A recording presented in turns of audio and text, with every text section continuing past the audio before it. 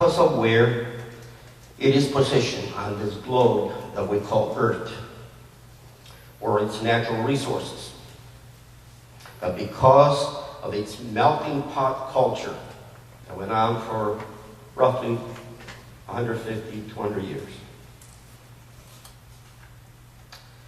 Additionally, individual freedoms, property rights, but most of all, the democratic republic form of government which our founding fathers established more than 200 years ago.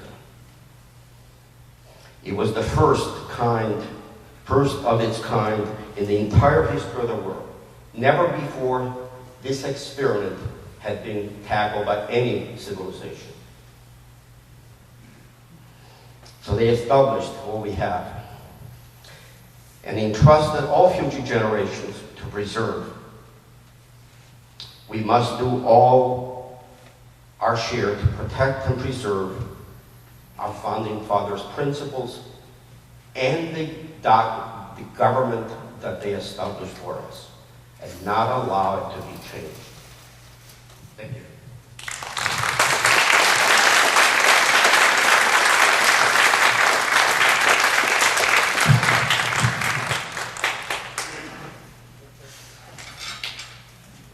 You know, Dominic, you actually made me think while I know I'm just the MC here, but I'm going to take since I have the microphone, I can do what I want.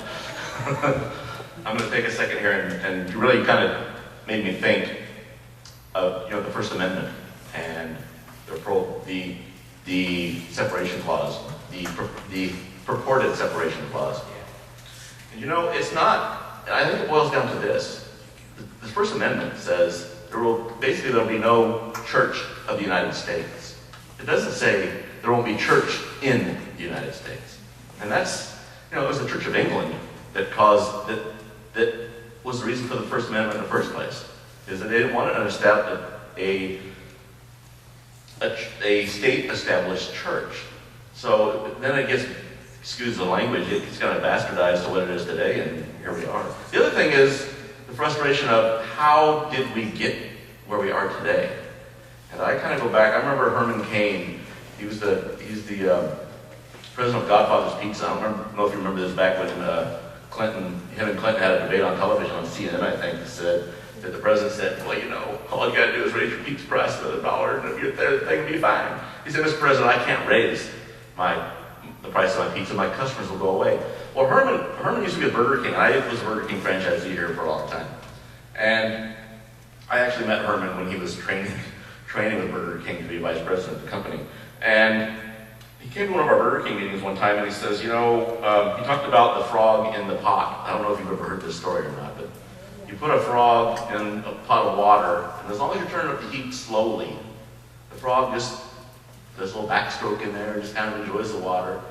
But the minute, if you were to turn out the fire all the way up and then drop the frog in the water is boiling, the frog jumps out. And I think that's where we are today. I think that for years, and beyond maybe all of our years, the waters have been turned up gently, and we've just been backstroking and doing our thing. And then we have the last election. And as I'm watching television and this stuff, I'm telling my wife, I think I might vote for that guy that's now the president. And she said, you gotta be kidding me. Why would you do that? I said, because I think this country hasn't awoken. It's not awake yet. I think that as I'm watching the arrogance walk across the television screen, I'm saying to myself, this might be the time that we finally, maybe turn the water up on ourselves, turn the heat up, because we're not getting it. We just, we get into school, we get the free lunch, and we get the free breakfast, and then pretty soon we're taking the kids to the school nurse, and we're taking them to the doctor, and then pretty soon the kid comes home after having an abortion.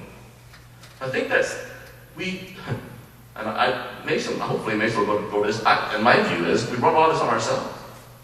Because we simply went with there's an R by the guy's name, I'm voting for him. I don't really care what his policies are. I'm voting for the R, or I'm voting for the D, instead of voting for the C, the conservative one. So I think I hope I didn't overstep myself here, but I just kind of think that's where we're at.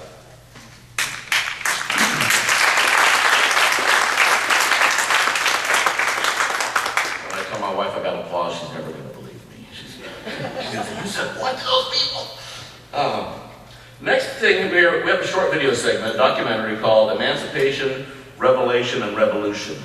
And I think this is another, now, understand, and I'm not trying to excuse this video or defend it or anything other than to say this. We are on a plantation. When you start watching this video and you hear about the plantation and the slaves and you get beat for reading and all these things that you're about to hear, the same things that held true during the days of slavery are here today. The education system. For years I've been fighting this education system saying, where are we going? We need to fix this. And then, honestly, this is only like 3 or 4 months ago, I'm thinking, they don't want to fix the education system at the upper upper echelons of government. Because just as the slaves, if the slaves start reading, they're going to get educated. And they're going to know what's going on. The wall in East Germany didn't come down necessarily because the economies crumbled there. It's because the flow of information got to some of those people, and they knew what was going on outside their own little controlled world. So we have this short segment, and then we're going to introduce Mason. So go ahead and roll it, and we'll go on from there.